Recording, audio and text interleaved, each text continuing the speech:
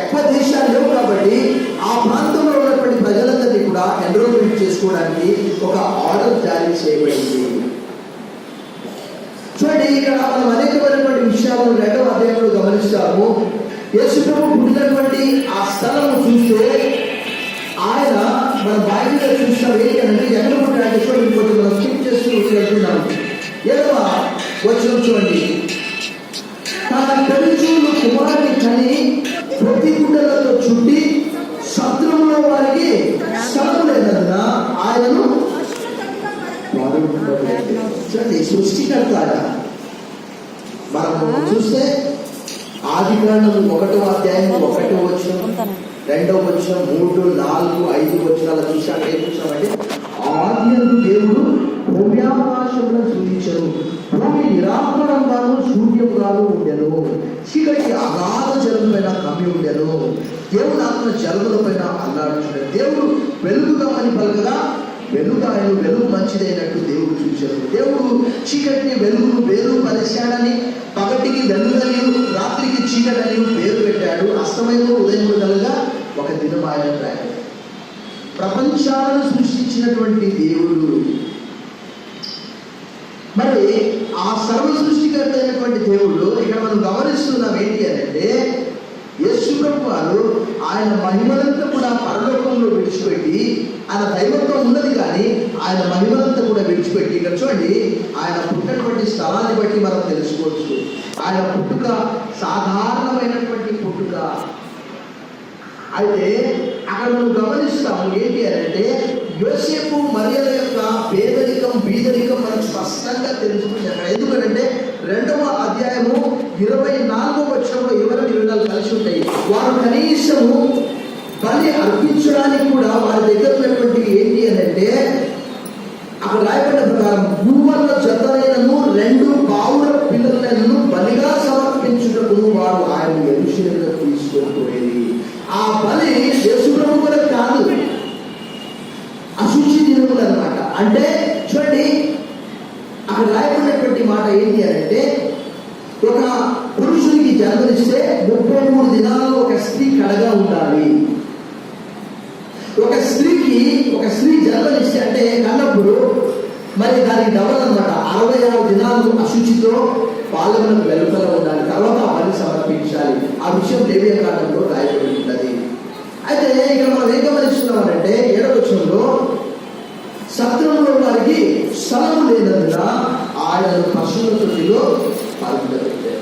ఈ లోకాన్నంతా కూడా సృష్టించినటువంటి ఆ సృష్టికర్త దేవుని వాక్యంలో 1000 కొండల మీద పశువులన్నీ కూడా నావే కదా, ఆకాశం నా సింహాసనము, భూమి నా పాదపీఠం. నిజంగా ఆయన ఒకవేళ చూడండి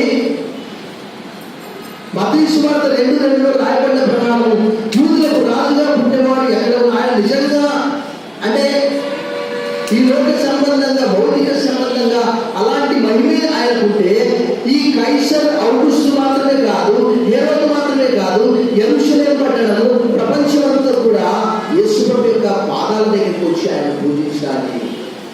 దానికి బదులుగా ఏం జరిగింది? ఆయన దగ్గరికి వచ్చినటువంటి వాళ్ళు ఎవరు అంటే కేవలం అక్కడ మనం చూస్తున్నాము గొల్లలు, తర్వాత మత్తయి సువార్త 2వ అధ్యాయంలో జ్ఞానులు, తర్వాత ఆయన దర్శించినటువంటి వాళ్ళు అన్న ఒక ప్రవక్తి, సుమయుడు, ఇక కొద్దిమంది మాత్రమే ఉంటున్నారు. యేసు ప్రభు వారు ఏమన్నారంటే మరి ఆకాశ పక్షుల గుళ్ళు ఉన్నాయి, నక్కలకు బొయ్య ఉన్నాయి, కానీ మనుష్య కుమారునికి తల ఆర్చుకుంటున్న స్థలం లేదు. Foxes have holes and birds have nests, but the Son of Man has no place to lay his head. ఆయన తల వాల్చుకోవడానికి కూడా ఆయన స్థలము లేదు. ఇక్కడ రాయబడినటువంటి మాట సత్రంలో వారికి స్థలం లేదు. ఈ లోకాన్ని సృష్టించినటువంటి సృష్టికర్తకు కరువైనటువంటి ఏంటి అని అంటే ఆయన పుట్టినప్పుడు అక్కడ రాయబడిన మాట పశువుల తొట్టి. అక్కడ ఉండేది ఏంటి మనకు తెలుసు. గ్రామాలకు వెళ్ళినా ఇక్కడ కూడా నెల్లూరులో నేను చూశాను ఎలా భరిస్తున్నారో చుట్టుపక్కల ప్రజలు. కానీ కొన్ని వీధులలో గేదెలు అక్కడ పెట్టారు, ఆ వీధిలోనే రోడ్డు పైన కట్టేసి పాలు పెడుతూ ఉన్నారు. అక్కడంతా చూడ చుట్టుపక్కల వాళ్ళకి దోమలు లేవా, వాళ్ళు ఎలా భరిస్తున్నారో నాకు యేసు ఉన్నటువంటి ఆ స్థలాన్ని అక్కడ భక్తుడు రాశాడు. మహాజ్ఞాని అయినటువంటి లూకా క్రీస్తు దేశస్తులకు యేసు ప్రభువును పరిచయం చేస్తూ ఉంటాడు. ఇక్కడ చూడండి, మనం చూస్తున్నాము మత్తయి ఒక ఉద్దేశంతో, మార్కు ఒక ఉద్దేశంతో, లూకా మరి ఒకే వ్యక్తిని రకరకాలుగా చిత్రీకరిస్తున్నారు. మన మత్తయి సువార్తలో, లూకా సువార్తలో యేసుక్రీస్తు యొక్క జననము, యేసుక్రీస్తు యొక్క బాల్యము లూకా కొంచెం సవివరంగా రాశాడు. మనం చూస్తున్నాము ఈ 2వ అధ్యాయము యేసు ప్రభు యొక్క జీవితంలో చాలా ప్రాముఖ్యంగా సంతరించుకున్నాడు. ఈ సర్వ సృష్టిని సృష్టించినటువంటి ఆ దేవుడు, మనము ఆదికాండం 1:1-5 తీసుకున్నా, లేక యోహాను సువార్త 1వ అధ్యాయం 1-3-4 వచనాలు తీసుకున్నా కూడా ఆయన ఆదియందు దేవుని యొక్క ఉందనే మాట చూస్తున్నారు. సమస్తమును ఆయన మూలంగా కలిగినదేదిగా లేకుండా నథింగ్ వాస్ క్రియేటెడ్. ఆయన లేకుండా ఏది కూడా సృష్టింపబడలేదు. మనం హెబ్రీ పత్రిక 1వ అధ్యాయం 3వ వచనం, హెబ్రీ పత్రిక 11వ అధ్యాయం 2వ వచనంలో ఆ విషయాన్ని మనం గమనిస్తాం. అయితే చూడండి, మరి ఇందాక మనం చెప్పుకున్నట్లు మరి ఈయన ఒక సాధారణమైనటువంటి కుటుంబంలో ఆయన మహిమనంతా కూడా పరలోకంలో విడిచిపెట్టి, దైవత్వం ఉన్నది, మానవత్వం ఉన్నది.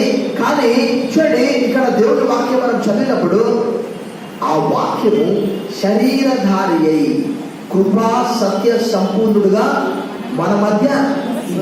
చాలా మంది మాయ అని అనుకుంటున్నారు. ఆయన ఈ లోకంలో మానవునిగా మనందరి వల్లే కష్టం అనుభవించాడు. ఆయన ఎదిరించాడు, ఆయన భోజనం చేశాడు. ఆయనకు దేవుని వాక్యంలో రాయబడి ఉన్నాయి. ఏంటి అని అంటే, ఉదాహరణకి మనం చూడండి, ఒక ఇంట్లోకి బొద్దింకలు కానీ చీమలు కానీ చాలా వస్తున్నాయి అనుకోండి. ఉదాహరణకి మనము ఆ చీమలతో, ఓ చీమ నువ్వు బయటికి వెళ్ళిపో, లేదంటే నేను చంపేస్తాను అంటే ఆ చీమకు అర్థమవుతుందా? నువ్వు నెత్తి నోరు కొట్టుకున్న ఆ చీమకు కానీ లేక ఆ బొద్దింక కానీ ఏది అర్థం కాదు. ఆ చీమకు అర్థమయ్యేటట్టు చెప్పాలంటే కేవలం చీమ మాత్రమే చెప్తుంది. అలాగే ఇక్కడ కూడా యేసు ప్రభు వారు మనం ఇక్కడ 2వ అధ్యాయం 7వ వచనంలో చూస్తే ఆయన మానవునిగా ఈ లోకంలో జన్మించాడు. ఆయన సమస్తమును సృష్టించాడు. ఆదికాండం మొదలుకొని ప్రకటన వరకు అక్కడ రాయబడి ఉన్నటువంటి విషయాలు ఏంటంటే, సమస్తమును నీ మూలముగా కలిగింది ప్రభువా అని అక్కడ ఉన్నటువంటి వారు ప్రకటన 5వ అధ్యాయం 14వ వచనంలో స్తుతిస్తూ ఉంటారు. అటువంటి ఆ దేవాది దేవుడు మానవ రూపము ధరించుకొని ఆయనకు శరీరంలో స్థలము లేదు. యేసు ప్రభువు అన్నారు, నగరకు గొర్రెలు ఆకాశ పక్షుల భూములు ఉన్నాయి, కానీ మనుష్యుడు వారికి తల వాల్చుకోవడానికి కూడా ఎక్కడ స్థలం లేదు. చాలా మంది రకరకాలుగా చెప్తారు.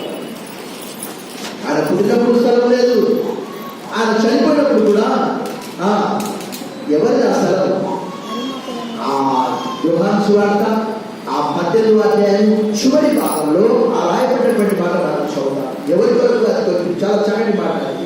18వ అధ్యాయంలో రాయబడినది చూపిస్తాను. చూడండి, ఆ 19వ అధ్యాయంలో చూడండి, అక్కడ రాయబడినటువంటి మాట చూడండి.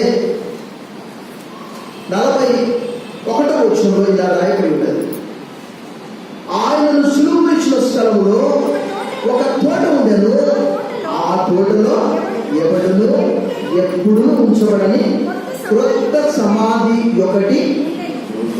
అంటే అది ఒక వ్యక్తి, ఒక ధనవంతుడైనటువంటి వ్యక్తి.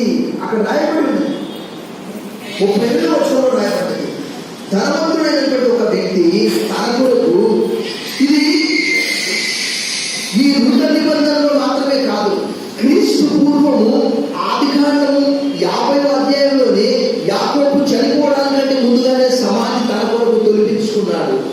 ఇక్కడ కూడా అక్కడ ఒక ధనవంతుడైనటువంటి వ్యక్తి, అంటే యేసుకు చనిపోయినప్పుడు సమాధి చేయడానికి సైతం స్థలం ఆ సమాధిలో వచ్చాడు. ఆ 19వ అధ్యాయం 35-40 అలాంటి సందర్భంలో చూడండి, యేసుప్రభు పుట్టినట్టు మనం చూస్తున్నాం.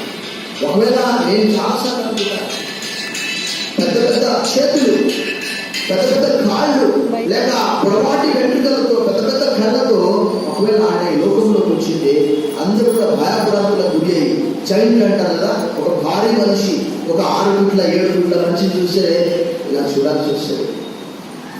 ఒకవేళ అలా యేసుప్రభు వస్తే ఎవరు కూడా ఆయన మాట వినేవారు కాదేమో. అయితే ఇక్కడ రాయబడినటువంటి మాట మరి మనం చూస్తూ ఉన్నాం. విధానం చెప్పారు, యేసుప్రభు పుట్టినప్పుడు యెరూషలేము పట్టణం మొత్తము, ప్రపంచమంతా కూడా ఆయనను ఆరాధించడానికి, పూజించడానికి రావాలి. కానీ ఇక్కడ మనం చూస్తున్నాము, మత్తయి సువార్తలో జ్ఞానులు, లూకా సువార్తలో గొర్రెలు మాత్రమే రాగలిగారు. 8వ వచనం చూద్దాం. లూకా సువార్త 2వ అధ్యాయం 8వ వచనం.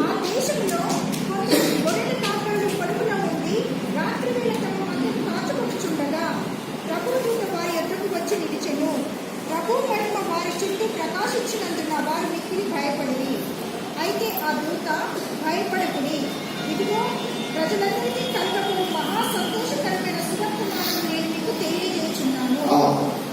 దావీదు పట్టణమందు నేడు రక్షకుడు మీ కొరకు పుట్టి ఉన్నాడు, ఈయన ప్రభువైన క్రీస్తు. ఇక్కడ మరొక విషయాన్ని కూడా మనం గమనిస్తాం. అది ఏంటి అంటే, మనం ప్రతి వర్షం కూడా చూడలేము, కానీ ప్రజలందరికీ కలుగబోవు మహా సంతోషకరమైన సువర్తమానం నేను మీకు తెలియజేస్తున్నాను.